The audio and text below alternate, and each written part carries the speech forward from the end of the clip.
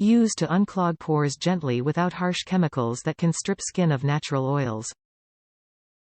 Recommended weekly for a deep pore cleaning, allowing skincare products to penetrate deeper into the skin.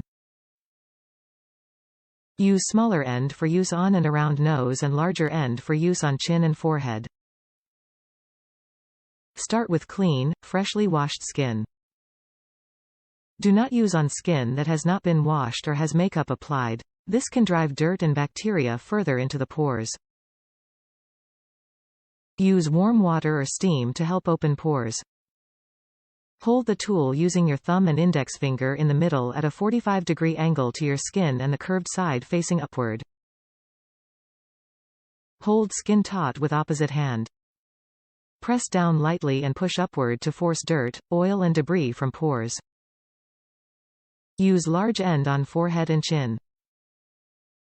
Use small end around nose. Clean tool after each use. Top reviews from the United States. Great alternative to the plastic vibrating ones. I love this. Technically it's terrible for skin, but it satisfies me for what I want.